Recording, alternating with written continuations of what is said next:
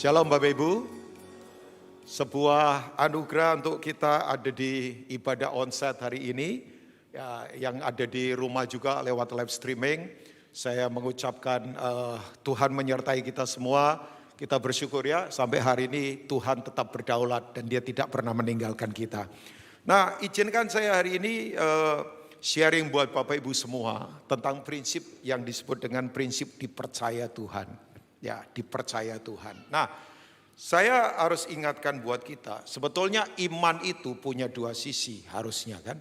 Ya, dua sisi itu begini, saya percaya pada Tuhan, itu namanya kita beriman pada Dia. Tapi pertanyaan saya berikutnya adalah begini, apakah Tuhan percaya juga sama kita?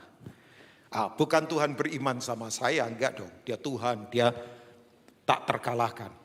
Tapi ini adalah sisi sebetulnya untuk kita merenung ulang. Kan kata iman itu kan kata sifat, namanya pistis. Ya, saya pernah lihat ada bus gitu ya, belakangnya tuh, oh ya kemarin perjalanan saya dari Semarang ke Surabaya, saya drive, saya lihat ada bus itu tulisannya besar sekali, pistis. Kata pistis itu iman itu.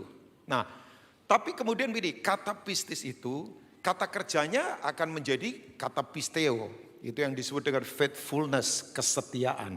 Jadi tanda orang beriman dia setia. Ya, jadi orang beriman tandanya adalah dia setia kepada Tuhan. Nah, pertanyaan saya, kalau kita percaya pada Tuhan, itu sisi saya. Tapi pertanyaannya, Tuhan percaya enggak sama kita? Dalam tanda petik ya.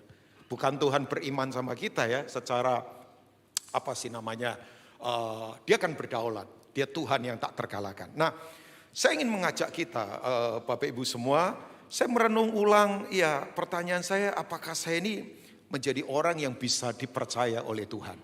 Nah, nanti saya akan membaca kitab Kejadian pasal pertama. Ya, Bapak Ibu kalau amati penciptaan langit dan bumi ini, itu kan kita semua yang membaca Alkitab pasti tahu, itu totalnya adalah 6 hari kan, 6 hari. Tuhan ciptakan langit, Tuhan ciptakan gelap dan terang, Tuhan pisahkan daratan dan lautan, Tuhan kemudian ciptakan tumbuhan, binatang dan sebagainya. Nah, setiap kali Tuhan selesaikan hari pertama, hari kedua sampai hari kelima, itu selalu ditutup dengan kata bagus banget, sungguh baik. Katakan Bapak Ibu 2, 3, sungguh baik. Ya, dalam bahasa Inggris ditulis kata it was good, sungguh baik. Ya. Nah, setiap kali Tuhan ciptakan cakrawala, kemudian Dia selesaikan lautan daratan, sungguh baik. Dia ciptakan tumbuhan, binatang, ikan berkeriapan di laut, sungguh baik.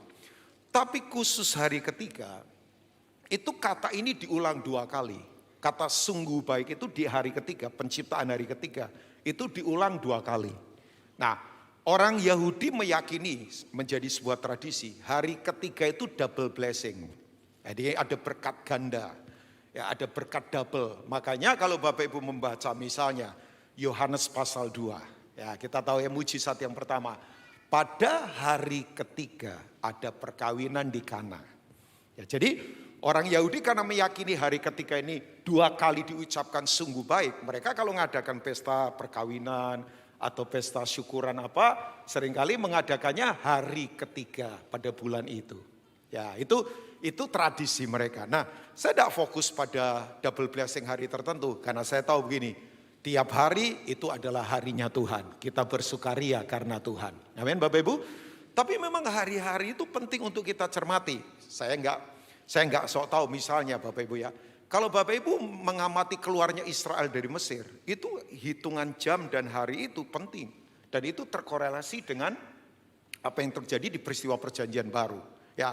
Ya misalnya waktu domba Paskah pertama kali ketika Israel keluar dari Mesir, kan Tuhan berkata oleskan darah dari domba yang disembelih. Ya kan, oleskan di ambang pintu. Nah, setelah dioleskan mereka keluarnya pada hari ketiga. Ya Bapak Ibu ya. Nah, kalau kita tahu itu domba waktu disembelih itu jam disembelihnya persis jam 15 PM, jam 3 sore. Jam 3 sore domba disembelih, kemudian darahnya dioleskan di ambang pintu. Hari ketiga orang Israel keluar dari Mesir. Hari ke-50 itu yang disebut dengan Pentakosta. Penta itu 50 kan. Hari ke-50 mereka ada di Gunung Sinai. terima dasatita, 10 perintah Allah. Nah, mereka sebelumnya belum jadi bangsa. Mereka itu hanya sekumpulan budak keturunan Yakub yang belum jadi bangsa. Kapan Israel jadi bangsa? Waktu terima hukum. Makanya orang itu kalau melanggar hukum itu susah jadi bangsa yang beradab. Jadi bangsa akan jadi bangsa kalau ada hukum Tuhan yang mereka kerjakan. Nah, begitu mereka terima dasatita, belum dibacakan, Musa baru turun dari sini, mereka sudah berkhianat. Ya kan? Mereka bikin itu tuh, patung lembu emas. Kenapa mereka bisa mengumpulkan emas sebanyak itu untuk bikin patung lembu? Karena begini, orang kalau jadi budak di Mesir selalu dikasih anting-anting sebagai tanda budak. Ya, maaf ibu-ibu yang sekarang pakai anting-anting, bukan ibu-ibu ya. Nanti saya keluar dari tempat ini dicegat ibu-ibu semua, enggak. Tapi memang zaman dulu orang dianggap budak itu harus dikasih anting-anting. Nah, anting-anting itu dikumpulkan jutaan orang, bikin lembu emas. Ya, hukum pertama premlonya adalah jangan ada ilah lain. Saat bersamaan langsung dilanggar. Nah, itu dasar ya. Makanya kalau mental masih budak, walaupun keluar bebas, tetap saja di dalamnya masih budak. Saudara jangan lihat orang itu dari penampilan di luar. Ya, dalamnya. Orang Israel kelihatannya keluar dari Mesir, tapi ternyata Mesirnya masih ada di dalam dia. Makanya mengeluarkan Israel dari Mesir gampang, sehari saja lewat ketakutan. Keluar. Tapi pertanyaannya, apakah Mesirnya masih tetap di dalam? Pandemik ini mengajarkan pada saya, banyak orang ketakutan cari Tuhan. Tapi pertanyaannya, dalamnya berubah enggak? Atau karena takut saja cari Tuhan karena takut mati, takut lapar, ya takut kemudian nanti enggak diberkati. Ya makanya saya enggak mau menyembah Tuhan supaya kemudian karena begini, supaya saya takut enggak diberkati. Nah sorry itu saya, penyembahan enggak ada urusan dengan berkat. Berkat itu sudah tersedia di salib Kristus. Kutuk ditukar jadi berkat. Loh, kok enggak ada yang amin? Ya dong. Tapi berkat sudah tersedia di salib. Sudah tidak usah khawatir. Di salib itu Galatia 3 kan. Tuhan membuat itu supaya berkat turun pada kita. Nah, kalau penyembahan itu sudah karakter Bapak Ibu. Orang sombong susah menyembah. Bisa nyanyi, tapi nggak mungkin menyembah. Kan ini soal hati. Pernah lihat orang nyanyinya pinter? Pernah lihat orang misalnya main musiknya pinter? Bukan di sini ya. Tapi coba, ini bukan soal itu, ini soal hati. Makanya penyembahan itu tidak ada hubungan dengan berkat. Berkat itu sudah tersedia di salib. Waktu kita bertobat, kita pasti diberkati. Penyembahan itu bicara perubahan karakter. Karena orang yang tinggi hati, orang yang congkak, orang arogan, orang sombong, itu tidak bisa menyembah. Cuman pura-pura nyanyi saja, tapi belum tentu bisa menyembah. Makanya penyembahan bukan soal sikap tubuh. Penyembahan itu sikap hati yang bergantung total pada Tuhan dalam segala keadaan dan di setiap keadaan. Nah itu worship. Ya kan?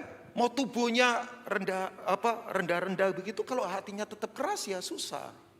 Pernah lihat gak ada orang jongkok tapi di atas gunung? Jongkok tapi di atas gunung, ya masih di ketinggian itu. Ya kan? Kan ini soal hati. Nah kembali lagi, Bapak Ibu tahu gak? Begitu mereka langgar itu, provokatornya berapa orang yang dibantai, dibunuh. Tidak semua dibunuh, nanti kalau semua dibunuh 3 juta mati semua, prosesnya belum selesai. 3.000 orang mati, provokator, penghasut-penghasut yang minta bikin ilah itu. Nah itu secara hari tidak kebetulan Bapak Ibu. Kalau Bapak Ibu korelasi Paskah dengan perjanjian baru jelas. Yesus itu menyerahkan nyawa jam 3 sore, anak domba Paskah disembelih jam 3 sore. Darahnya melewatkan kita dari maut. Darah Yesus menghancurkan kutuk dan maut. Yang setuju katakan amin. Pada hari ketiga orang Israel keluar dari Mesir. Hari ketiga Yesus bangkit. Hari ke-50 Roh Kudus turun. Kalau hari ke-50 di perjanjian lama 3.000 mati terbantai. Hari Pantekosta di perjanjian baru 3.000 bertobat kehidupan. Roh Tuhan turun. Saya melihat ini saya berkata powerful memang. Jadi semua terkorelasi, tidak ada kebetulan. Makanya kalau kita tidak sungguh-sungguh belajar firman, waduh kekayaan yang begitu tersembunyi kita tidak tahu Bapak Ibu. Kita pikir ini cerita apa. Saya lagi asik banyak merenung dalam. Nah kembali lagi. Setiap kali Tuhan selesaikan hari-hari itu, hari pertama, hari kelima sampai hari kelima, sungguh baik. Tapi yang aneh hari ke-6. Hari ke-6 itu, nah kita coba lihat ya. Itu kita diciptakan. Saya tadi di ibadah pertama sudah katakan, kenapa Tuhan kita ciptakan kita hari ke-6, kok enggak hari pertama? Tuhan baik. Ya, dia tidak mau kita nggak punya fasilitas. Tuhan baik, dia ciptakan kita. Orang kan pengennya semua jadi pertama. Ya kan, karirnya nomor 1, perusahaannya nomor 1. Ya kan, tapi Tuhan itu ciptakan kita hari ke-6, kenapa? Karena dia sudah sediakan semuanya dulu, baru dia ciptakan kita. Dia itu tidak mau kita kekurangan. Yang percaya katakan amin. Dia tidak mau kita kelaparan, dia baik. Dia baik, dia baik. Bahkan dia berikan yang dia ciptakan itu untuk dikelola kita. Tapi waktu hari ke-6, nah ini dia. Alkitab berkata pasal pertama Kejadian ayat 31, yuk kita lihat sama-sama ya. Saya berharap di tempat ini Tuhan itu ketemu orang-orang yang bisa dipercaya. Ya kan, kalau Tuhan ketemu orang bisa dipercaya, itu memang lain ya, luar biasa. Maka Allah melihat segala yang dijadikannya itu apa Bapak Ibu? Sungguh amat baik. Jadilah petang, jadilah pagi, itulah hari ke-6. Khusus hari ke-6 ditulis begini, it was very good. Hari pertama sampai hari ke-5, it was good. Sungguh baik. Tapi hari ke-6, it was very good. Sungguh amat baik. Kenapa Bapak Ibu? Kenapa hari ke-6 ditulis itu? Ya. Nah yang pertama prinsipnya begini, Tuhan itu bersukacita dan bergirang karena dia menciptakan pengelola kita semua yang bisa dipercaya. Ya, jadi Tuhan bergirang bahwa semua ciptaan tadi, alam semesta, tumbuhan, binatang, langit, daratan, semua itu kalau ketemu orang yang bisa dipercaya sebagai pengelola, dia akan bergirang, sungguh amat baik. Nah sayangnya kalau tidak ketemu seperti ini, dunia sungguh amat rusak. Sekarang kerusakan dunia karena begini. Orang-orang gak bisa dipercaya. Ya, di keluarga gak bisa dipercaya. Ngurus duit gak bisa dipercaya. Ya kan? Kemudian pengelolaan gak bisa dipercaya. Makanya kalau ketemu orang yang tidak bisa dipercaya, rusak semuanya kehidupan. Nah, saya sekali lagi berkata begini buat Bapak Ibu semua. Oke, kita baca satu ayat lagi dah. Atau 2 ayat. Kejadian 2 ayat 4 sampai ayat yang ke-5. Diteguhkan lagi nih oleh Musa. Ya saya ingatkan tadi seperti doa saya. Kita ini bukan pemilik loh Bapak Ibu. Kita ini bukan owner. Semua milik Tuhan. Yang percaya katakan amin. Jangan merasa memiliki apapun. Stres terberat orang itu kalau begini. Dia kehilangan sesuatu dan dia merasa itu miliknya. Coba kalau dokter vonis begini. Kamu kena kanker misalnya. Wah. Itu kalau merasa memiliki hidup, stres kita. Seorang istri yang kehilangan suami, kalau misalnya merasa suaminya itu miliknya dia, stres. Kenapa orang stres? Karena coba mau kendalikan semuanya, gak bisa kan. Kita gak bisa jadi Tuhan Bapak Ibu. Semua milik Tuhan, hanya mengingatkan. Oh iya, saya punya pelayanan bukan milik saya. Orang mau ambil ya silakan. Ngapain stres di pelayanan? Loh, iyalah udah. Ya istri saya paling nyaman banget hidupnya, easy going banget dia, tidur saja. Istri saya itu berdiri saja tidur loh. Naik pesawat turbulens berat, kita beberapa kali dalam anugerah Tuhan perjalanan ke Amerika. Tidur saja dia, tidur saja. Mau minum antimolnya belum diminum, masih di tangan, dia sudah tidur. Sampai ke Amerika antimolnya gak tahu jatuh kemana. Tidur saja, saya tanya kok kamu gampang banget. Lah udahlah, kan kamu ngajarin saya, hidup ini semua milik Tuhan, ngapain stres-stres. Stres terberat itu kalau kita mau kendalikan kehidupan, kendalikan hari esok, kendalikan masa depan, kendalikan orang di sekeliling, siapa kita? Pandemik ini mengajarkan sorry to say ya, uang gak bisa tolong kita, koneksi gak bisa tolong kita, jabatan gak bisa tolong kita. Dari orang biasa sampai orang hebat, lewat semua banyak Bapak Ibu. Saya dengar beberapa kejadian. Orang bisa punya koneksi, bisa terbang pakai jet pribadi, lewat juga. Orang bisa punya fasilitas kesehatan, enggak kuat juga. Pandemik ini mengajarkan, Tuhan lagi berkata, aku pemilik. Kok kayaknya sedih semua mendengar ini ya? Iya kan? Coba, udah enggak usah stres-stres hidup. Kita tuh enggak bisa, coba saya mau tanya 5 menit di depan saja kita enggak tahu apa yang terjadi kok. Jangan ngomong kita kuat loh. Ya, saya pernah baca satu artikel, saya ketawa. Ada orang lagi makan, jatuh dari kursinya, dibawa ambulans, di tengah jalan mati. Lagi makan kan utuh hidup, tapi ini makan mati. Perawat yang di ambulans mau ketawa, tapi takut nanti dia bangkit. Sudah tahu enggak matinya? Gigi palsunya nyangkut di leher. Ya, makanya kalau makan berdoalah, nggak usah malu. Jangan jatuhkan garpu dulu baru berdoa di bawah. Tuhan terima kasih untuk berkat-Mu, haleluya, amin. Jangan, berdoa saja. Ya, kan kita nggak tahu kehidupan seperti apa. Kita nggak bisa tebak, udah jangan kendalikan. Kita nggak bisa, kita nggak mampu. Makanya di ibadah satu saya berkata, kita nggak mungkin jadi ilah, tapi jadilah saleh. Amin. Kita tidak bisa kendalikan apapun, semua milik Tuhan. Nah kalau kita sadar kita ini steward, dia owner, jadilah pengelola yang baik, yang bisa dipercaya. Ada orang atau tidak tetap jujur. Kalau janji tepati walaupun rugi. Ya dong, berbisnis dengan cara yang benar. Ya, nilai-nilai yang kuat. Sebab Tuhan itu berkirang. Makanya kebalikannya, kalau di bumi ini orang-orangnya tidak bisa dipercaya. Sungguh amat rusak kehidupan. Tidak usah khawatir lah Bapak Ibu. Sumber kita tidak terbatas, Tuhan kita tidak terbatas. Yang percaya katakan amin. Mujizat itu tidak usah di kemana-mana, ada di sekitar kita. Semua Tuhan sudah sediakan, Tuhan sudah siapkan kok. Apalagi tinggal di Indonesia. Wah Indonesia itu luar biasa kan. Ya penduduk Indonesia itu tidur di atas emas, berenangnya di lautan minyak. Oh iya negeri ini. Waduh, Kus Plus itu sampai nyanyi lagu profetik loh. Bukan lautan hanya kolam susu. Tongkat pramuka sudah dicat, ditaruh tumbuh daun loh. Makan tomat kesendak, bijinya jatuh dikencingin kambing tumbuh. Ini Indonesia luar biasa. Oh iya. Semua sudah ada di sekitar kita. Saudara kalau belajar, janda di Sarfat dipelihara Tuhan dengan cara apa? Segenggam tepung, ya kan? Kemudian sedikit minyak dalam buli-buli. Tidak selesai sampai krisis. Tidak usah cari kemana-mana. Mujizat tidak usah kejar di mana-mana. Dia ada di sini bersama kita. Tuhan sudah siapkan semua yang terbaik. Percaya. Tidak usah khawatir kehidupan. Tidak usah berharap sama manusia. Terkutuk yang mengandalkan manusia. Diberkati yang mengandalkan Tuhan. Tuhan sudah siapkan terbaik. Saya beritahu pada ibu-ibu yang sekarang sedang mengandung. Tidak usah takut dengan masa depan anak kita. Setiap anak punya warisan ilahi yang datangnya dari Tuhan. Tuhan akan siapkan. Gak begini. Bagiannya Tuhan tidak usah diambil. Kita stres. Masa depan urusannya Tuhan. Hari esok urusannya Tuhan. Kehidupan bagian kita jadilah orang yang bisa dipercaya. Lah omongannya saja ngaco, pembohong. Janjinya ngaco, tidak pernah ditepati. Lah ya gimana? Ya, saya nggak khawatir kok dengan sumber.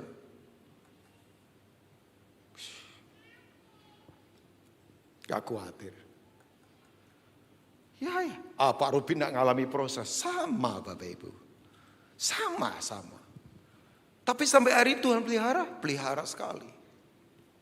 2 tahun ini kita tahulah semua berantakan schedule kita, planning bisnis Bapak Ibu. Oh iya. Tapi Tuhan itu sumber tidak terbatas. Maaf saya katakan ini berulang kali. Memang betul Bapak Ibu. Ya kan? Waktu Yesus memberi makan 5.000 orang. Bapak Ibu baca di kitab Yohanes pasal 6. Atau sinopsisnya aja juga di Injil yang lain. Kan Yesus tanya begini sama Filipus. Di mana kita membeli makan supaya orang-orang ini yang ribuan orang ini bisa makan. Saya beritahu buat Bapak Ibu, hati Tuhan dia tidak mau kita kelaparan. Amin. Tuhan itu tidak mau orang kelaparan. Orang itu kalau kelaparan kesurupan. Oh iya. Indonesia pernah ribut rakyat karena rakyatnya lapar. Saudara pernah lihat ada orang yang suka pamer-pamer. Itu karena kelaparan. Dia bete itu, butuh tati tayang. Orang itu kalau kelaparan pengharapan, stres. Makanya sekarang banyak orang lebih banyak sakit mental daripada sakit fisik. Stres. Orang kalau kelaparan pengharapan paling ngeri. Orang kelaparan sukacita paling ngeri. Oh iya, makanya orang lari gak jelas kemana-mana. Pelihara itu yang aneh-aneh kan. Boneka yang diisi arwah lah atau apa. Karena memang orang sekarang kelaparan sukacita, kelaparan pengharapan, kelaparan kepastian. Sementara dunia ini kan sekarang ini tidak pasti. Semua nggak ada pasti. Di dunia ini keamanan, ekonomi, bisnis semua nggak pasti. Inflasi di depan mata. Amerika stok makanan sekarang berkurang. Inflasi tinggi sekarang. Ya, nggak ada yang pasti. Siapa bilang bulan depan pasti?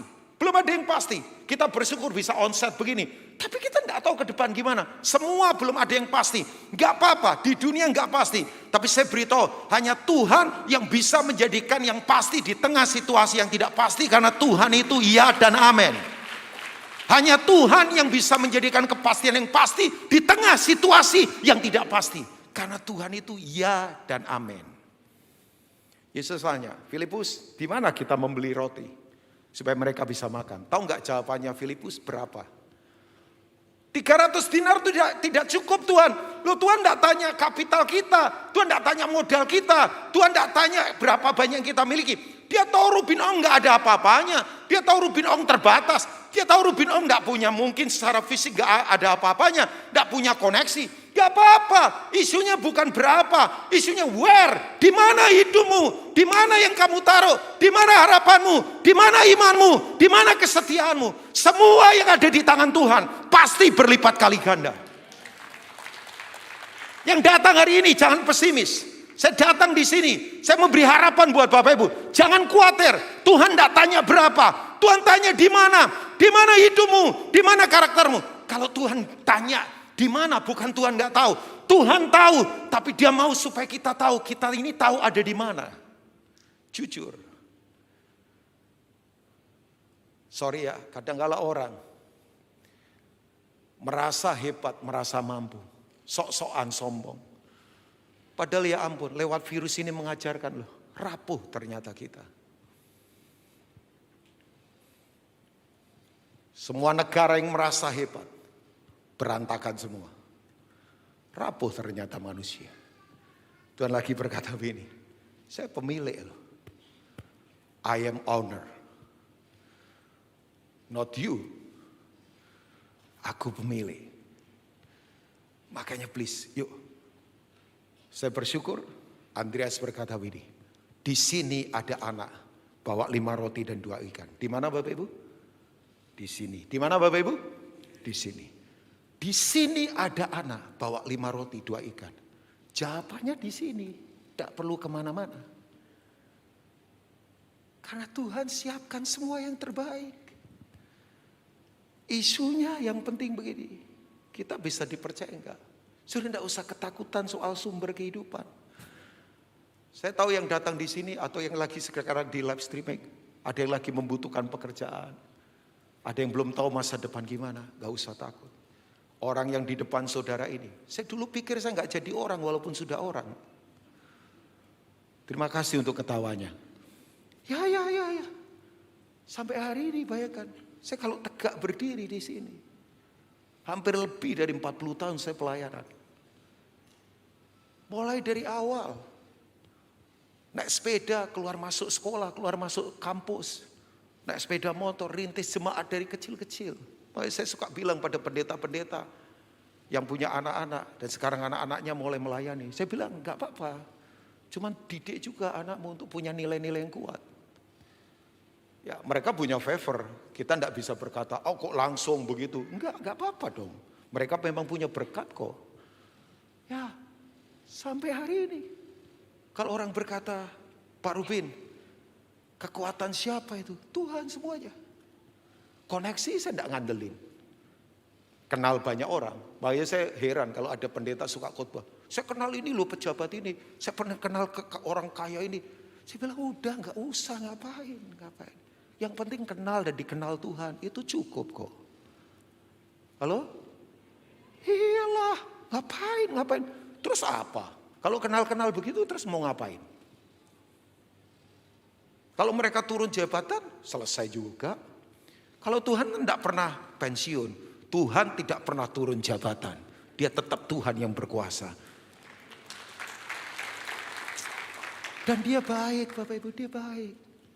Dia ciptakan kita hari ke-6, dia berkata, aku tidak mau kamu kosong, kesepian, gak mau. Sayang ya kata God with us Immanuel itu ditafsirkan begini, oh Tuhan menyertai kita. Kalau saya bepergian dia sertai. Kalau kita pergi rumah kita dijaga. Ya bukan itu, Immanuel itu artinya begini, Tuhan itu mau fellowship dengan kita. Supaya kehendaknya terjadi dalam hidup kita. Kita itu sudah tafsirkan Immanuel seenak-enaknya kita. Oh Immanuel, saya pergi kemana disertai Tuhan. Dijauhkan, ban saya kempes, mesin saya kemudian mati. Udah, rumah saya dijaga, semua yang ada di rumah saya, wah pokoknya dijaga. Sampai kelinci saya, anjing, kucing semuanya dijaga Tuhan. Immanuel bukan begitu. Immanuel itu begini, aku mau bersamamu setiap saat. Ya, dia mau fellowship dengan kita. Dia siapkan semua yang terbaik. Makanya hari ini tidak usah takut. Cuman masalahnya begini, kita bisa dipercaya enggak? Nah yang kedua Bapak Ibu, yang kedua. Saya berdoa sungguh-sungguh. Supaya kita jadi orang-orang yang bisa dipercaya. Kepercayaan itu selalu dibarengi dengan kesetiaan dan tanggung jawab. Iya dong. Ya, orang kalau tidak bisa setia terutama pada hal-hal yang kecil. Ya gimana? Saya belajar dalam hidup ini, yuk setia. Kan tadi saya sudah katakan di awal ya, kata iman itu kan ada dua. Kata sifat, iman, pistis. Kata kerjanya adalah pisteo. Tanda orang beriman dia setia. Ya setia. Baca kesetiaan. Jangan kesetiaan hanya satu sisi. Semua aspek setia. Ada orang setia di kebaktian.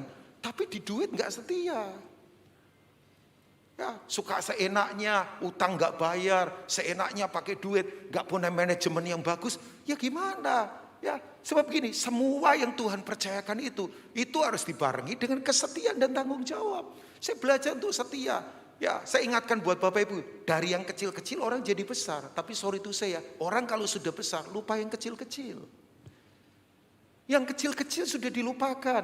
Waktu-waktu doa sudah dilupakan. Nilai-nilai sudah dilupakan. Nonton yang tidak penting. Mendengar yang tidak seharusnya didengar. Saya menjaga apa yang saya tonton. Apa yang saya dengar. Apa yang saya katakan. Saya tidak mau sembarangan. Ngomong sesuatu yang menghancurkan orang lain. Saya nggak mau. Nilai-nilai saya bangun etika. Saya tidak mau meremehkan orang. Saya nggak sopan sama orang. Saya menghargai siapapun. Mau siapapun. Nah nilai-nilai begitu harus dijaga. Itu kesetiaan. Saya bertanya buat jemaat di Manyar ini, mau dipercaya yang besar? Kok kurang yakin. Mau dipercaya yang besar? Pertanyaan saya, kita setia enggak? Dimulai dari keluarga. Sorry ya, suami istri kalau enggak setia, bagaimana dipercaya tanggung jawab yang besar? Ya, saya ingatkan. Oke, saya baca ayatnya ada. Uang itu bukan harta sesungguhnya loh. Jadi kalau ada yang menganggap uang segala-galanya, bertobatlah. Sekali lagi ya, pandemik ini mengajarkan, uang gak bisa tolong kita. Orang kaya banyak yang mati, yang punya pabrik banyak yang mati. Ya yang gak punya juga banyak yang mati juga. Semua. Ya, tapi begini please, sadari, uang itu bukan harta sesungguhnya. Harta sesungguhnya itu adalah kerajaan Allah. Yang setuju katakan amin. Nah, kalau harta yang sesungguhnya tidak bisa dipercaya, bagaimana Tuhan percayakan harta sesungguhnya? Coba, mau tahu orang sesungguhnya, itu waktu dia banyak uang. Ya, makanya betul. Pembentukan itu masalah. Itu membentuk karakter kita. Masalah proses itu membentuk karakter kita. Tapi kekayaan itu menguji karakter kita. Saya ulangi. Pembentukan proses masalah itu membentuk karakter saya. Tapi kekayaan uang, fasilitas, itu menguji karakter saya. Saya lihat ada orang ya, baru naik sedikit sudah sombong. Gaya hidupnya sudah lain. Saya berkata, jangan. Oke, coba. Satu kali Daud menangis. Nah kita baca tangisannya Daud ini di 2 Samuel pasal pertama. Desa boleh nggak? Desa ada yang main keyboard, boleh temenin saya, pemusik. Ya, minta tolong, thank you. Sebentar saya selesai. Saya pangling sama kamu loh. Gondrongmu hilang loh, coba ini. Itu kalau Simpson berbahaya loh sebetulnya. Tapi ini lebih, sekarang jadi lebih ini ya. Lebih sinyo-sinyo begitu jadinya ya. Main pelan-pelan lah ya. Singer jangan naik dulu, nanti saya diusir itu artinya ya. Bapak Ibu masih bersama saya ya? Masih rindu mendengar firman? Nah, saya sharing yang simple saja hari ini, tapi mengingatkan kita, terutama saya. Bangsa kita ini Bapak Ibu ya, dipercaya banyak hal besar. Cuman kalau orang-orang di dalamnya gak didapati bertanggung jawab dan setia, rusak semuanya. Alam rusak, kehidupan sosial rusak, semua rusak. Oh ya. Coba. Berapa banyak, jalanan bisa memakan korban. Spek yang harusnya segitu dikurangi. Ya. Banyak kemudian keruntuhan terjadi. Karena itu, kalau ketemu orang-orang yang gak bisa dipercaya. Loh Bapak Ibu, kalau misalnya Bapak Ibu pimpinan, stafnya Bapak Ibu gak bisa dipercaya. Aduh susah kita. Saya punya teman di Makassar. Staf kira-kira lebih dari 7.000 atau 8.000 orang. Tahu nggak para manajer yang dia angkat? Itu adalah para petugas security yang kerja sama dia lebih dari 15 tahun.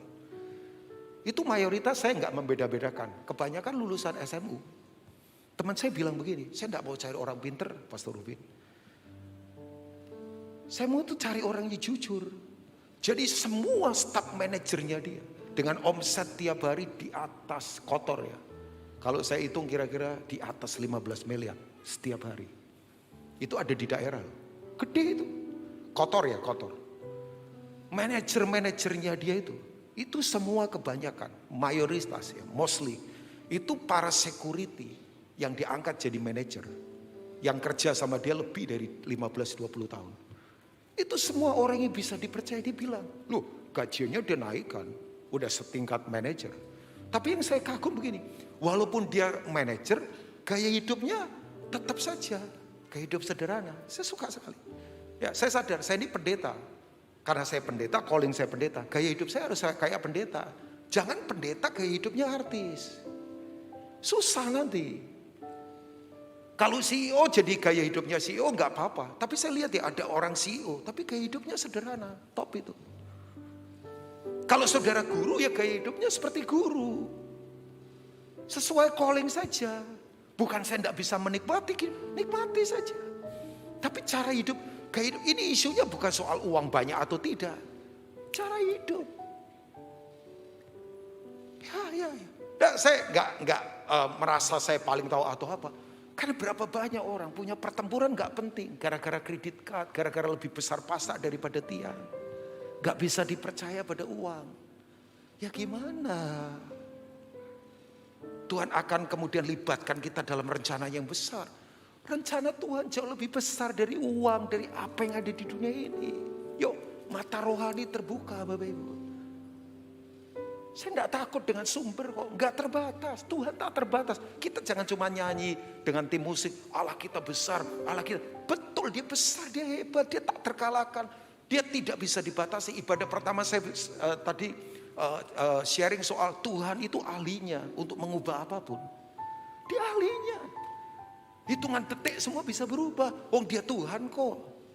Ya, Bapak Ibu pernah dengar gak waktu perang dunia kedua kalau nggak salah. Satu-satunya negara di Eropa yang belum ditaklukkan Jerman adalah Inggris. Semua hampir sudah ditaklukkan. Nah Inggris itu punya itu tuh mesiu senjata. Cuman pasokannya senjata berkurang. Karena Jerman itu di zaman itu saja punya kapal selam yang canggih. Memang Jerman itu pembuat produk begitu hebat-hebat sampai sekarang. Makanya mesin-mesin dari Jerman kan kualitasnya luar biasa. Bapak Ibu tahu lah, apalagi yang pernah kuliah di Jerman. Ya kan? Tahu Bapak Ibu? Nah, mesiunya atau amunisinya Inggris makin berkurang. Sebab setiap kali, kan Inggris itu ngambilnya nitrat bahan amunisi dari Chili, Amerika Latin. Nah kapal yang masuk ke perairan Inggris ditorpedo sama Jerman. Tapi Inggris gak putus asa. Bapak Ibu tahu gak? Ada orang Inggris keturunan Yahudi. Itu bisa menemukan bahan amunisi dari menyerap di udara. Mineral apa-apa dicampur-campur apa saya gak tahu. Campur kedok lindri, mungkin kelapa, gula merah saya gak tahu lah ya. Pokoknya dicampur-campur apa bisa ciptakan itu amunisi. Jadi Inggris tetap bertahan. Dapatnya dari mana itu? Udara di sekitar. Sumbernya itu tidak terbatas sudah. Cuman masalahnya Tuhan ketemu pengelola enggak. Saya belum baca Kejadian 2 sampai lupa. Ayat 4 sampai 5 sebelum saya ke 2 Samuel pasal yang pertama. Kejadian 2 ayat 4 sampai 5. Demikianlah riwayat langit dan bumi pada waktu diciptakan ketika Tuhan Allah menjadikan bumi dan langit. ayat yang ke-5. Thank you. Belum ada semak apapun, belum timbul tumbuh-tumbuhan apapun di padang, sebab Tuhan Allah belum menurunkan hujan ke bumi. Baca sama-sama jemaat yang diberkati Tuhan ayat berikutnya. Dan belum ada orang untuk mengusahakan, belum ketemu pengelola. Semuanya sudah Tuhan sediakan, sudah selesai. Sudah. Dia sudah buat semuanya. Masalahnya ketemu nggak orang yang bisa dipercaya. Oke, kembali. Jadi begini, selalu dibarengi dengan kesetiaan. Kedua Samuel pasal pertama, coba kita lihat sebentar ya. Daud itu menangis meratap ayat yang ke-17. Ratapannya itu adalah karena Saul dan Yonatan mati di pertempuran paling brutal. Brutalnya luar biasa. Sampai Saul itu berdarah-darah. Akhirnya dia menancapkan dirinya ke pedang. Yang orang suruh begini. Tombak aku atau tusuk aku. Dan orang ini yang kemudian lari ke Daud. Lapor kalau Saul mati. Daud nangis. Dan tangisannya Daud itu. 2 Samuel 1 ayat 17 boleh? Saya akan bacakan. Coba kita lihat. Daud menyanyikan nyanyian ratapan ini karena Saul dan Yonatan anaknya. Saudara tahu Yonatan dan Saul ini siapa? Para pemimpin. Orang-orang yang punya posisi hebat. Yang tadinya nothing. Ya kan? Tapi ternyata dalam perjalanan gak setia. Gak setia karena sombong kalau Saul. Ada yang gak setia karena uang. Ada yang gak setia karena perselingkuhan, seks dan sebagainya. Macam-macam alasannya. Nah ayat yang ke-18. Dan memberi perintah untuk mengajarkan nyanyian ini kepada siapa Bapak Ibu?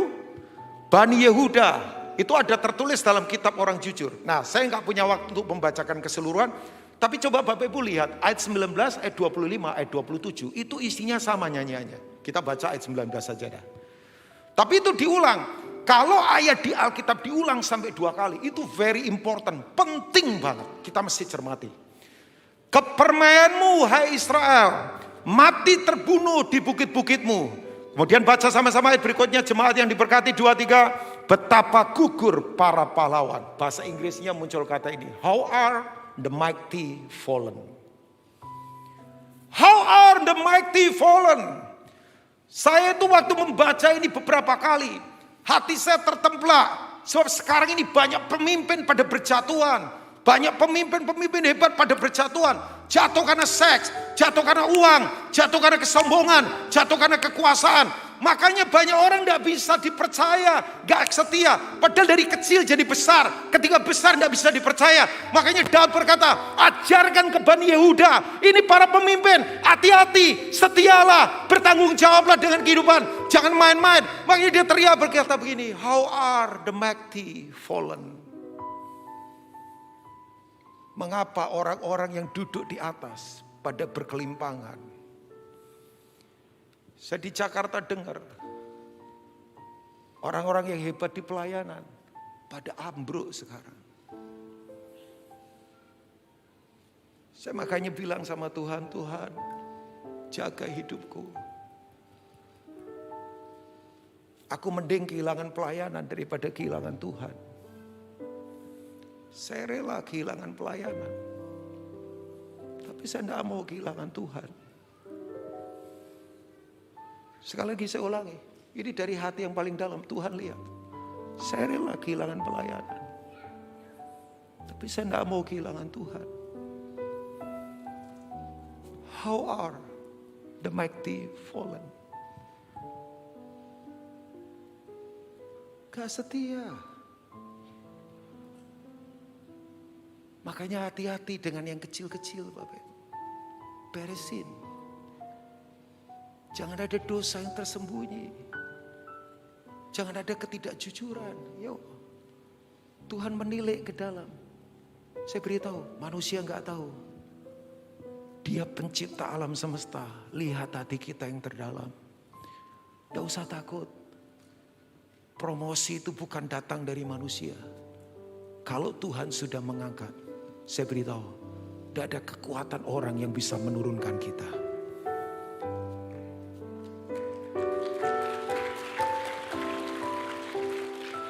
Tapi yang kedua, saya berharap saudara takut. Sorry ya Pak, kalau Tuhan sudah membanting ke bawah, Saudara mau minta tolong siapa? Presiden, pangap, pengusaha, profesor terkemuka.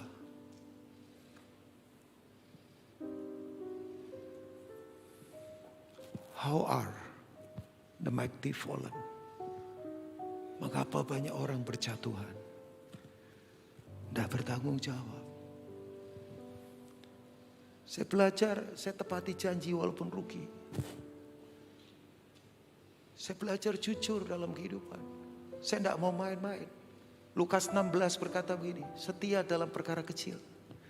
Karena kalau engkau tidak begitu, engkau susah dipercaya yang besar.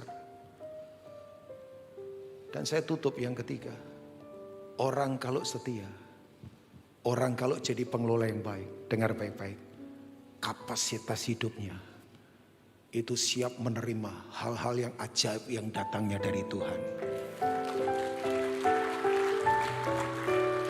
Oke, coba saya kasih contoh, berharap ini menjadi penggambaran. Walaupun mungkin contoh ini Bapak Ibu belum pernah dengar, mungkin. Tuhan janjikan Kanaan pada Abraham. Tapi sampai matinya Abraham gak dapat. Why? Kapasitasnya belum ada. Kanaan dihuni oleh beberapa bangsa, Amori, Ai, Yeriko. Abraham dengan keluarga cuma 3 orang. Dia, Sarah, dan Ishak. Perang sama ribuan orang di bangsa-bangsa itu gak mampu. Lahir Ishak, lumayan, punya anak 2, Yakub, Esau. 4 orang dengan beberapa hamba. Tapi masih kecil, kapasitasnya gak kuat. Belum. Yakub lebih lumayan. Karena anaknya banyak. 12 anak. Dan kemudian tambah yang lain. Lumayan jadi puluhan. Sebab waktu ke Gosen 70 orang. Waktu zamannya Yusuf. Belum juga, mereka belum memiliki. Padahal Tuhan sudah beri. Karena begini, kapasitasnya belum cukup. Tapi juga nunggu. Sampai kedurjanaannya orang Amori itu memuncak. Makanya kalau sekarang ini Tuhan belum melawat bumi penuh kemuliaan Tuhan. Dia lagi menunggu kejahatan itu sampai memuncak dulu. Karena Tuhan itu tidak mau seenak-enaknya. Dia tetap bekerja dengan hukum moral. Bapak Ibu perlu pahami itu. Jadi kalau kita doa Indonesia penuh kemuliaan kok belum. Sampai kejahatan memuncak dulu. Nanti akan ada hukuman itu. Itu pelanggaran yang luar biasa. Tuhan harus turun tangan. Nah Bapak Ibu tahu. Begitu kemudian mereka di Gosen lumayan 70 orang. Belum siap perang. Mereka belum take over Kanaan. Nunggu lama lagi karena memberontak 400 tahun di Mesir. Begitu tiba waktunya kapasitas mereka besar. Tahu nggak di Mesir ditekan dengan kerja berat. Tujuannya Firaun menekan kerja berat tujuannya adalah apa? Supaya aktivitas seks mereka terganggu. Orang kalau sudah capek dari pagi sampai sore kerja itu biasanya langsung tidur. Makanya kata teman saya dulu bercanda. Di desa kenapa banyak anak? Karena ya itu. Kalau malam kan sepi, gak ada TV, gak ada apa. Nah hiburannya gak ada. Kalau di kota katanya kan, wih sepanjang hari sampai malam ada aktivitas terus. Katanya, padahal enggak juga sebetulnya ya. Tapi begini Bapak Ibu, begitu mereka ditekan Firaun pikir aktivitas mereka jadi berkurang. Anak malah tambah banyak di Mesir. Karena Tuhan punya rencana. Sebab kalau kapasitasnya masih kecil, belum kuat. Sampai kemudian mereka keluar dari Mesir, 3 juta orang. Itu pun masih proses lagi di padang gurun. Begitu kapasitasnya besar. Sekarang perang kamu. Walaupun itu sudah dijanjikan, mesti harus proses. Mesti harus ikut terlibat dalam rencana Tuhan. Baru mereka take over satu-satu. Masuk Yeriko. Ai kalah karena kesombongan. Kemudian bertobat karena Akan. Makanya bukan soal menang soal kalah. Ketaatan enggak. Begitu melanggar lewat lawan bangsa kecil. Ai kemudian runtuh. Masuk lagi mereka kemudian sampai kedurjanaan orang Amori memuncak. Sampai kemudian di take over 1000 tahun kemudian dari janji Abraham, Daud take over dari Mesir sampai Sungai Efrat, semua jadi milik Israel. Saya belajar dari situ gini, oh ternyata kalau kapasitas tidak besar, susah ambil alih tanah perjanjian, karena butuh pertempuran yang tidak gampang. Tapi saya sungguh-sungguh berdoa di Manyar ini Tuhan dapati orang-orang yang bisa dipercaya sebagai pengelola. Sampai Tuhan berkata begini, sungguh amat baik. Tidak usah takut.